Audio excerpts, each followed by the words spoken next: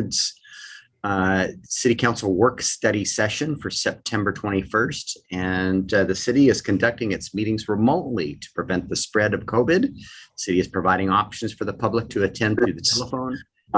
City Council work study session. We're getting feedback. That's wild. Through telephone, internet, or other means for remote access, and also provides the ability for persons attending not in person to hear each other at the same time. Those Zoom links and call-in numbers were on the agenda and on our website. So that I will ask you to join me in the Pledge of Allegiance. I pledge allegiance to the flag of the United States of America and to the republic for which it stands, one nation, under God, indivisible, with liberty and justice for all. So I got this little stripe of sun bleeding through the windows there and hitting me right in the face. It's nice. I'm not complaining. I like the sun.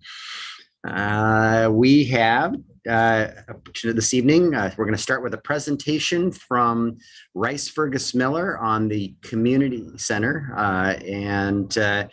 Janine, if you could elevate the folks from Rice Fergus Miller, if they're in the audience, I just want to share with you, I'm very pleased with the progress we've made over the last few months, and I hope you're as excited about this as I am after you get this presentation.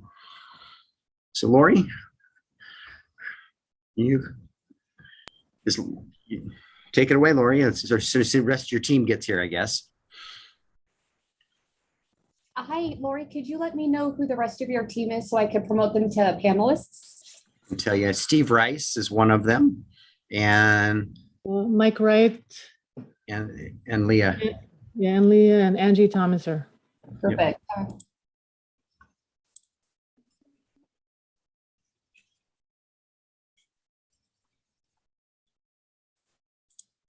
John Morrissey could join us too. He's our public facilities district rep too. We'd love to see John. Let's see, did Mike Wright and Angie make it in? Let's see, Angie. Okay. All right, have I gotten everybody or have I? Looks like you got it. Mike Wright is in. Oh, perfect. Yep, thank you. He is being promoted right now. Right. We like him. So we got the whole team from Rice Fergus Miller, and then I also brought over John Morrissey, who is our representative for the city of Port Orchard on the Public Facilities Board. So John, thank you for supporting this project at the Public Facilities Board, and you're a valuable member of our steering committee. So thank you for your participation. Okay, well, thank you, Mayor Rob. Good evening, everybody. I'm Lori Cook with, of course, Rice Fergus Miller. I'm the project manager, and the team that we have here is we have Steve Rice, our principal, Mike Wright, our project architect, and our interior designers, Angie Thomaser and Leah Delaney. And like Mayor Rob mentioned, we have been working the last several months here since we were last in front of you. If you recall, when we presented back in May, we did receive a lot of feedback from everybody. We've taken those feedback to the design team, and we've since been working with the steering committee to further the design, and we've been focused on the building. And so what we're presenting to you really is just the building design. You're going to see a little bit of site elements in the renderings, but I just want to note that we're still in the design process as far as the site is concerned. So we will first walk through the floor plans just to show how that's looking in terms of meeting the program. And then we will show you how the building's looking on the outside. So with that, we'll start with Angie, and I will share my screen.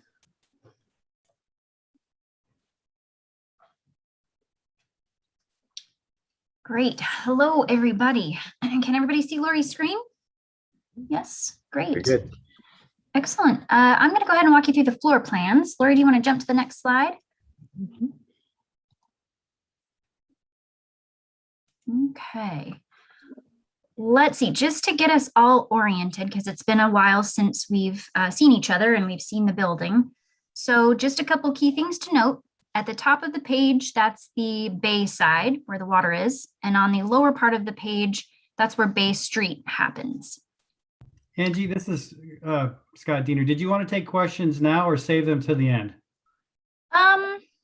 I think it's Maybe- open. Yeah. Lori, did you have a plan for today? Maybe our presentation's pretty quick, so maybe we just go through the whole thing and then we'll talk about the questions after that. How's that? Perfect. Sounds good. Great question. Okay, yes. So orientation, water side is up to the top, Bay Street side is to the lower portion of the plan. Just as a reminder, this is a 2-story building. The first level primarily is occupied by Kitsap Regional Library. And in the second floor, that's primarily where we see a lot of our actual event spaces, though there is some fluidity between the two users. A couple other things to note. I want to just point out really quickly some of the main entrances. Lori, if you would just point at the front door. There it is right there. It has changed a little bit since we met last. So that's going to be just to the north there. Also, another entrance to note on the opposite side of the building, we have our service entrances. So you will have a parking garage, or not garage, I apologize, parking lot just next to this entrance. And this is where a lot of the deliveries for events will come in, utilize the stairs and the elevator to get up to the second level. Just a couple of quick points, Lori, if you don't mind. On the water side, there are 3 doors that do kind of feed out into that plaza to the water side. And then there is kind of a couple doors, maybe more on the Bay Street side, one at the teens area, which is a sliding door that really opens up that facade. And then another is an exit stair, which is nothing to bring attention to. Last couple of things to note, you'll see that the floor plans are color coded. The purple represents spaces that are primarily occupied by the library. Orange spaces are primarily occupied by both groups. So these are areas where we're in transition or public restrooms. The blue spaces you'll see on level 2, which are primarily the event spaces. And then there's a lot of green on the outside. One of the things we really heard from the public feedback was, please provide us a lot of outdoor covered space. We want to be able to use this building year round. So the items you see in dark green, those are the actual covered area. And the items in light green start to speak to that expansive landscape that's leading you out to the building.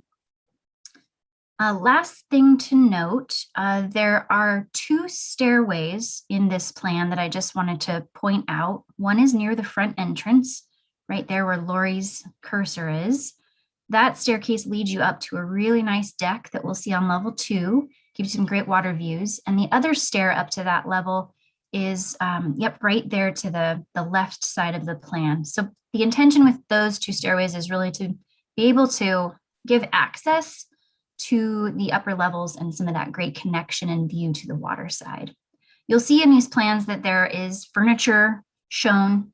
I just want to be kind of clear that the furniture is really intended to be quite flexible. So what you're seeing in the furniture plans is just a representation of what this could be at a moment in time. Yeah, we do have the 2 interior stairways that circulate within the building, in addition to those exterior ones. That's a great point. Let's move inside the building. So Lori, you'll just point at that front entrance one more time for us. So if you were coming for an event or to the library, you'll come in this front door together. You see that there's a lot of orange here, so there's some great shared space. Off to your right, you'll see some public restrooms, quite a few of those. You'll also see in this kind of entrance lobby what we're calling a concierge area, so a small desk that happens right there in the entrance that can be staffed potentially during events if needed. In this area, you'll also see that there's an elevator that will take you up to the second level, and there's a monumental stair that will lead you up to that level as well, up top. We wanted to make sure that it was really easy. If you were coming to an event, we want to make sure it was really clear that you walk in and really have a good sense of where to go without having to ask for directions or do too much figuring out. So once you move into that main shared space, let's talk a little bit about the purple areas. That's the library zone. Primarily the bulk of the library collections is located on this level. So we've got our adults collection, teens, tweens. We've got some nice quiet space for some adult reading. our assistance desk. We've also got a kids area and a teen area that have a really great connection outside, which you'll see in some of the exterior renderings. I think that's really fun and attractive. We also have in the central portion of the plan, Lori, if you'd point at that right there. So we're kind of looking at this area as being a pretty transparent point in the plan, where if you look to the top of the plan, you'll see out to the bay or to the water. And if you look to the opposite end, there's a lot of transparency on this end as well. So you'll be able to have a great view down Bay Street. And in this zone, it's going to be a pretty active zone where the library will use this for flexible type use. There might be a speaker that's here. There might be some children's activities at a different time. It's very nimble space. And the interesting thing about this beyond the views is that it's got a really cool opening in the floor that gives you some visual connection to what's happening upstairs. So you get a lot of transparency between level 1 and 2. Last couple things to mention on this plan. The library does have some staff spaces, which we're locating to the left of the plan. This encompasses some offices, a private break room and restrooms, and some workspace for them. You'll note in orange, we talked a little bit about that service entrance.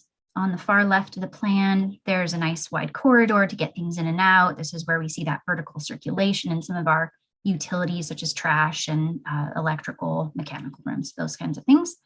The other space that's in orange on this floor plan is kind of dead center to the lower part of the plan, right? There's 2 spaces here. One is for a partner office. So this is potentially an operator space or a local partnership who might be keeping eyes on the building. This is a potential office for them. And then right next door, we've located an area for what we're calling refreshments. And this is a place where, perhaps there are some air pots of coffee out. People can come and socialize, grab a drink, get a water, and see each other and connect. I'm going to take us up to the second level now. So again, if you walk in that front door, you'll know that you're going to come around, and let's just go up those monumental stairs for a minute to our next level. So when you come up those stairs right in front of you, Lori, if you'd point at the really nice view that looks out, yep, right there. So you'll be looking out towards the north. You'll come around, and again, there's a public restroom if needed, and we've stacked those intentionally to maximize efficiency there. Once you come up the stairs, you come into this big open area, again, similar to the lower level where we have that opening in the floor. You have views out to the water, out to Bay Street, and you can also see down to the lower level for that visual connection. Now, this is kind of a great space because it's really flexible. The idea here is that on its own, it can do many things, or in partnership with, say, the large meeting room that's right to the left of it. Yep, that space right there. It also acts as a great spill out place. So if you have a large event in the area that Lori is pointing at, you can seat up to 150 in a classroom style, or if you have a dinner, you can seat around 120 people there for a very large event. This is our largest space. If you wanted to break this space into 2, there's an opportunity to do that with a retractable wall. Yep, right there, both of those. So that creates 2 meeting spaces in one. A couple other things to note on the meeting spaces. To the far right, there is, yep, that space right there. One large meeting room that is accommodating for about 24 tables, round tables. And also seen here is a classroom setting. We've got about 30 in there now. This is just another great size. We try to give a lot of variation in the meeting space size to accommodate a lot of different needs. And then at the lower portion of the plan in the center, here's our last couple of meeting rooms. These meeting rooms run along a really nice corridor that goes north-south along the building. These rooms are a little bit smaller, so the intention here is to give some smaller space to either people who are coming for a meeting or even the library if there's additional needs for the study space. Lastly, for the event area, there is what we're calling a staging kitchen. I think you guys have seen this in the last round. The intention here is that a caterer might bring in food where folks would plate and then serve. So very little cooking will happen here, but mostly prepping of food and then washing of dishes, keeping refrigerated goods, those sorts of things. Again, with really easy access to that elevator and to the main large dining space. The last maybe more notable space here is in purple. This is what we're calling the light lab. And that again is primarily probably a library space, but can still be used as that flexible event space in off times. And the light lab, that represents learning, innovation, technology, and exploration. And we really see this space as being kind of a cool co-working type space where it can be used multi-generationally. It can be used for study. It can be used for work. It's got a lot of really great flexible purposes. Again, with a really beautiful view at the top of it towards the water. Lori, if you don't mind pointing that out. Yeah, really big window picture view out that edge. And then just again, kind of to wrap up the orange, more service spaces, everything you see in the orange is really meant to be a support or a transitional space. So we covered the restrooms. We've got a really nice wide corridor that can be used not just for circulation, but also some spill out space for events. We've located some of those service spaces like the event storage that we know is really critical for those kinds of event needs. Last point to talk about is the covered outdoor space. Again, this is where, we just envision this being a lovely experience where either you've come out of an event onto this great deck, or you've come from the lower level, maybe walking along the path, and you decide you want to come upstairs and check out the views. And you can see that these decks really extend out to the water, giving you really wonderful views and connection both inside and out. I think as far as the floor plan goes, that might be where I'll stop. I know we do want to talk a lot about the exterior of the building. So if there are questions on the floor plan, I'm happy to answer those at the end. Just let me know. And Angie and council, I'd like to add a couple of comments before we leave the plans. It has been a long time since we were in front of you last time with this much detail. And so you might be wondering, what are you showing us that's different than it was last time? Because there were quite a few comments made, and I just want to point out a few of the differences. The entry to the building was moved from the Bay Street side around to the north end very purposefully. And the two purposes are so that it can attract people either from the Bay Street side or the waterfront trail side, and of course from the Orchard Plaza. So we're appealing to all directions, and we think that's a big improvement. It also takes the entry to the building and getting to the upper floor out of the middle of the library space. So it's easy to separate the library. Maybe it closes at 8 o'clock and there's still an event going on upstairs. It's easy to keep the library closed and safe, and we just kind of have eliminated that conflict. The second thing that you mentioned was we think we need to have some bathrooms nearer the entry to the building. And so instead of moving all of them, we moved about 2/3 of them, and we left a complement down on the left end of the building on both floors that are more service oriented and convenience oriented for users. But people like to know where the bathrooms are, and the best way to tell them is that they sort of see where they are on their way into the building. And so this should be easy for everybody to understand. And then lastly, as Angie mentioned, we used to have some covered decks on either end of the upper floor. And there was a lot of comment made about, where will seniors meet? What kind of a room can they use? And the library is also interested in sharing the opportunity to have some enclosed program space in the building. And so we enclose the upper level. If we could go back to the upper level real fast, we enclose that upper level and now is a dedicated space, another dedicated space for the community to use for meetings, all day long. And we enlarged the purple light lab on the other end. And so what that led us to do was be much more aggressive with the decks. We wanted the deck to work, to circulate across the face of the building, but we also wanted to engage the site, and that's why they jut out the way they do. We think this is really dramatic and really add to the kind of to the experience of being here and being part of the waterfront world. So I just wanted to highlight those changes that you had mentioned you'd like to see. Thank you, Steve. So we'll have Mike Wright walk through the building exterior. Thanks, Lori. All right. So we'll start here. This is the entry side. So we're looking south.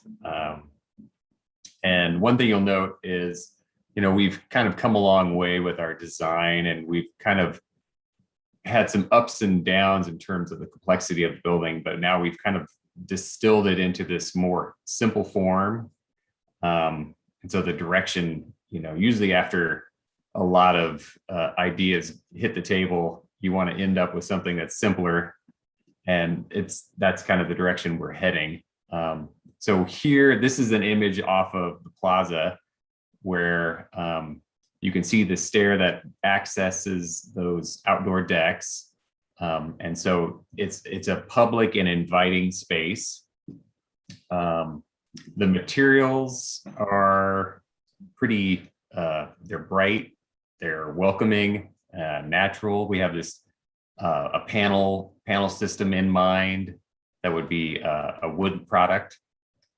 And then this other element that's up high, which we'll see in another rendering, is kind of mirrored on the south side. In the earlier version of this, the building, we had some artwork that we had down low, and we did that just to give some interest to this building as you go around what would be normally a dead corner. But now that we have this as the entrance, we raise that interest up, and now it's kind of broadcasting further down Bay Street, what this building is. And right now the wording is community event center. We don't know exactly what we're going to do there. We certainly want to develop it. We want to provide some options and take a look at what is best for representing the Port Orchard community. But right now, event center seems pretty simple. It says what it means. And so this is the big kind of the main entry side. And if you want to go to the next slide, we'll take a look at. So up from those stairs, this is a view south across the waterfront from the deck side. And as Steve was saying, very dramatic, very bold move of bringing those decks out so that you have this unobstructed view of the water. So you have, it's very much out in the open, very long distance. And then you're looking down at an area that is very active, has a lot of connections to the inside of the building. So this area, we kind of borrowed the idea from the inside, where we have a program area for KRL, and an upper floor space looking down into it. It's kind of the same idea out here, where we can have a event going on the lower floor in the landscaped area, and people participating or viewing from the upper deck area. And you'll see from this shot that a large percentage of the deck is covered. It's about 80%, and it's these little fingers that jut out that are the most open. And then right down in the middle of the image, we have two colors that we picked out, and I don't think we mentioned this in the floor plan area, but we have kind of a water side and a land side. So where the building opens up to some of the program areas inside KRL, where we have the teen area and we have the children's area, we have these openings, which we picked a color for to represent, which side of the building is on. And that color kind of is intended to come inside the building and give you an identification for those spaces. And then let's go to the last one there. So this is a night view looking north off of Bay Street. And so you really get a sense of this big iconic corner that's really, broadcasting to the community what this building is. It's a landmark, and it is really drawing you into this space from quite a ways down the road. And so the intention is to have something bold, something large, and something visible and unique. And then on the rooftop, you can kind of get a sense of it, but we had a pop-up, right there where Lori is showing that will bring light into the middle of the building. So a little clear story window on the north side, a little indication of some solar possibly. We'll see where that goes, but some form to the top of the building, so we don't just have a very too simple of a shed roof that is banal and not very exciting. And so that is about it. I don't know if I missed anything there. I can kibitz a little bit here too, Mike, and then we can open it up for questions.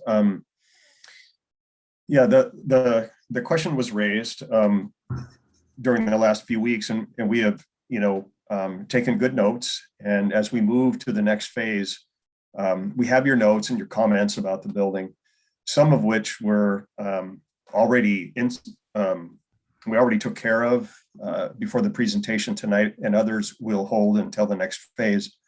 But I know the solar array is of great interest, and I know that you've learned some things in our work over at City Hall, and that you'd like to see some data on what size of an array we might be aiming at here, and what kind of benefit it would have to the building, how much power we could generate, what percentage of the building's need we could generate. And so we will be doing that. You've got a lot of roof here. It faces in an admirable direction. When we're talking about solar gain, there's a couple of ways to handle it. So next phase, we need to catch up with the mechanical and electrical portions of the design, and we'll be talking to you about solar when we get there.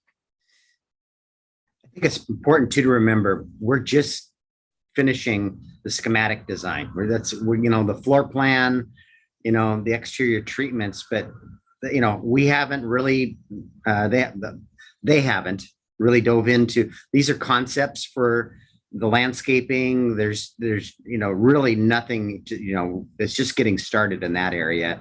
And then there's much more design work. This is, like I said, this is the floor plan. This is the shape of the building is really about all we've decided to this point. And there's still a ton of work to be done. And, took all your comments to heart, provided them to Steve and his team. And we still have a lot of work yet to do, but I'm very pleased with, I hope you are too, at where we're at. So with that, Scott, did you have a comment or a question?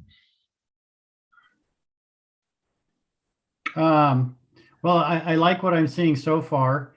And one of the things that I know that people are eager to do is to provide comments. And I know that we're way early, but do you have any idea when we will be able to start more of a community conversation, maybe a town hall or something? I know, again, it's early for that, but I think people would like to see a site plan with parking.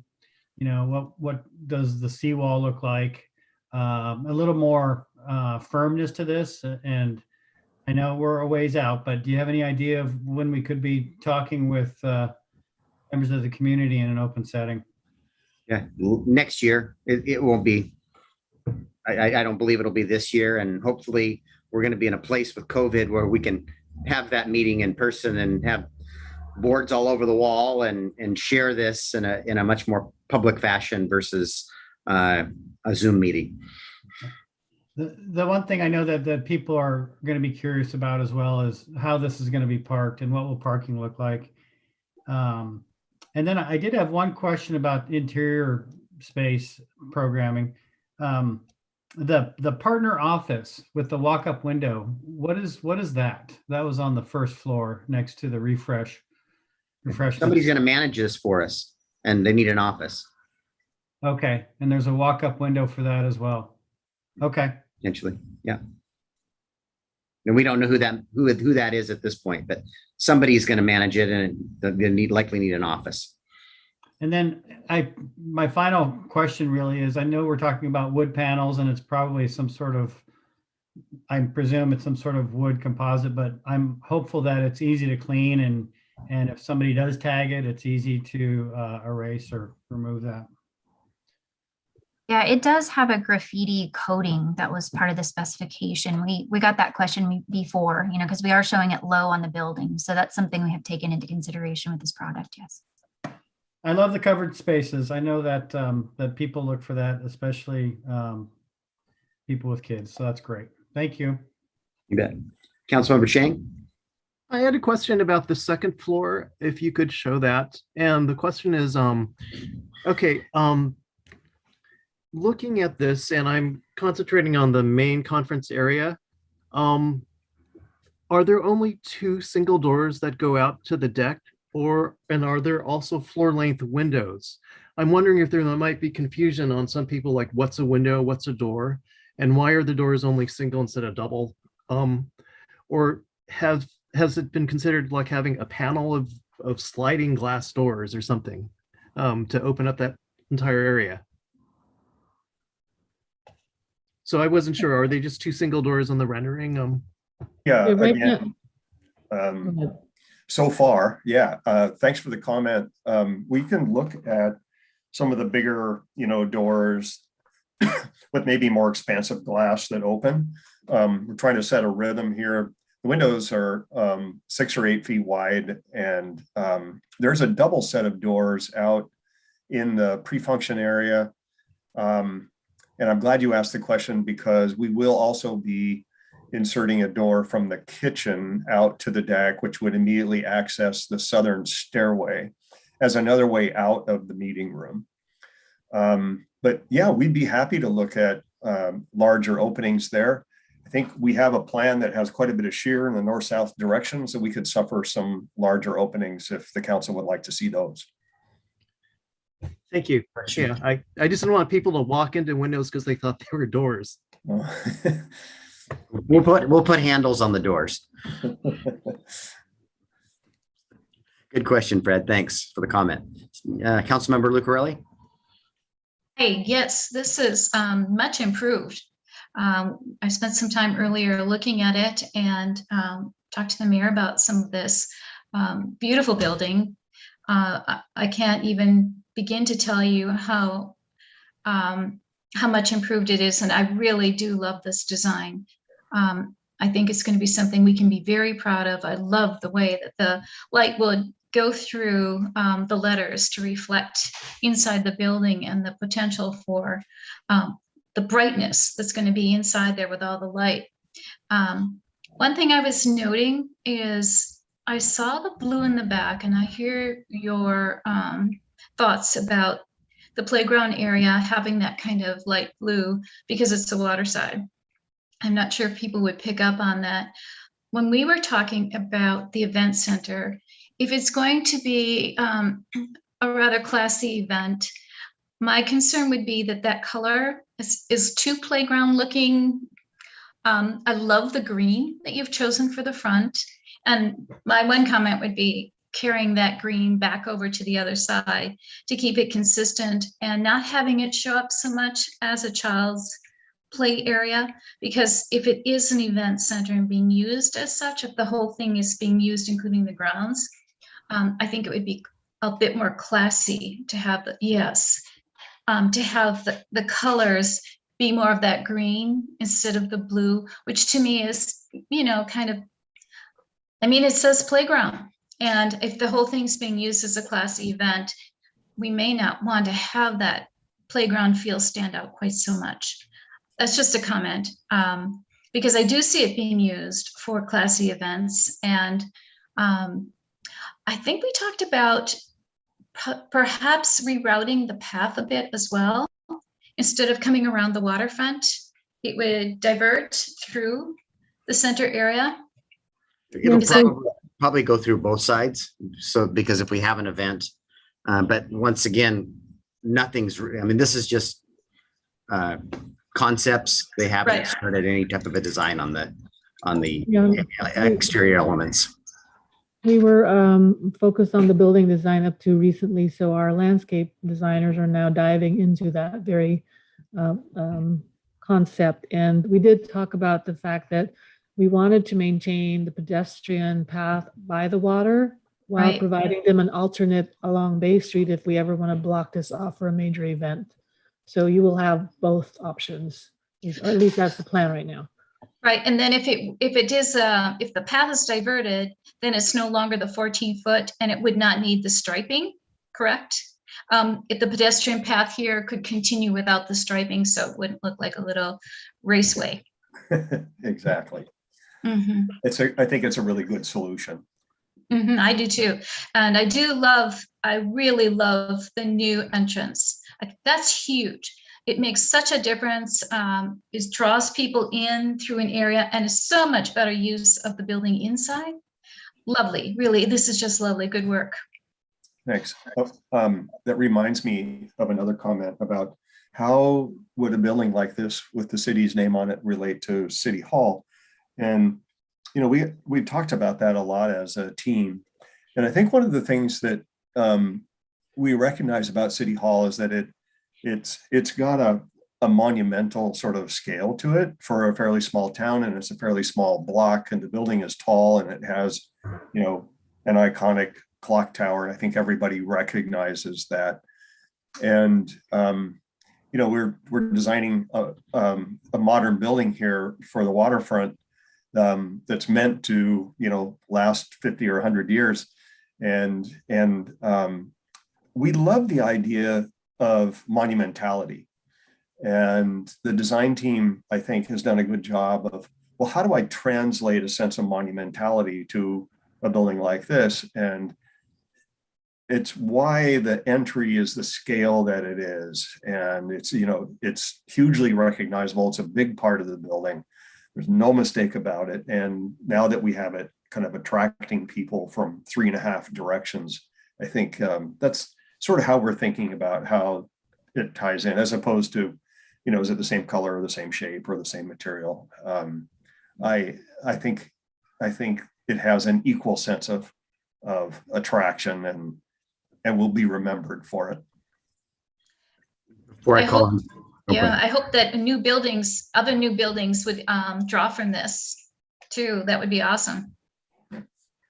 before I call on Sean, I just want to, well, last week we had our first kickoff meeting with the bank, and, you know, and we've got this plaza and open area in between us and the bank. And something very powerful that came from that was, you know, this could be the town square or in this plaza, you know, in a gathering place. And I thought that was a tremendous idea that came from that meeting with the bank. So, Councilmember Cacciardi.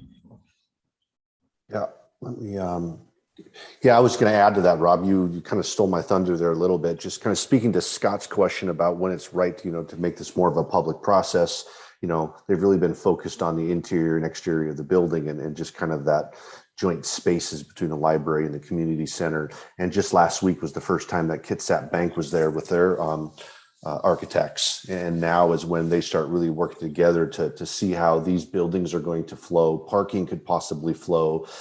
We obviously have the lift station down there and how that's going to go. And so there's so much more that they kind of have to work out between all the architects, but I think we can pull more people in because there's some things that'll probably be non-negotiable as we go, and others that could be negotiable. And so I just wanted to remind everyone of that element too, that you know, we're trying to do this right with the different elevations, seawater rise. You know, there's a lot of things that they have to get to, and so I would just at this point encourage us to really look at the building design, and you know, and not look at the surrounds, because that's yet to come. Great comments. Councilmember Rosepepe. Thank you, Mayor. I'm going to end up piggyback on what a lot of people have said already. Again, the concept was much improved. Really like the interior focus, Steve, of you and your group. It's the design elements really flow very nicely. I think as Cindy's already said also. Echo what Scott said about, getting comments from the community would be huge. And lastly, I know this is way down the road, but I really would like us to focus on some of the environmental and lead design elements as we get there for the building concept. Thank you. Great job. Thanks, Jay. Councilmember Clausen? Yeah, I would just ditto what pretty much everybody has said. I think, Steve, you guys have done a fantastic job from the first version. I really like the concept. I like the way that it's positioned in relationship to not only the water, but the Bay Street. I really like the entrance. It does make it a grand entrance that you can see easily from, as you put it, 3.5 directions. I like the way that you've got it laid out. I really like the idea of having those decks that are accessible even if the building is closed. I just think there's lots and lots of improvements. So good job. Thank you. Thank you. Last comments before we move on to our other business items tonight. So, well, thank you, Steve, Lori, and your team. I really appreciate the work you're doing for the city, and I'm excited about our progress. Thank you, you all. everybody. Good night. Thank you. Thanks, everybody. Okay. Let Janine remove all of our guests. And so we have an executive session called out. There was a memo sent to all of you, I think earlier today or yesterday, related to our item number 2. And if you need further clarification on any of that, and we're happy to have the executive session. If you understood the memo, then we likely don't need to have an executive session. It's your call. So where are you guys leaning on that? I'm fine with that one. The memo made sense. I'm good. I'd like an exec session. It doesn't need to be very long, but I just had a question. Okay, well, we'll have one then. So we're gonna, a separate link was sent for that. So please grab that link. We'll be back. I would say probably gonna take 10 minutes by the time we get back in and out. So let's plan for 10 minutes.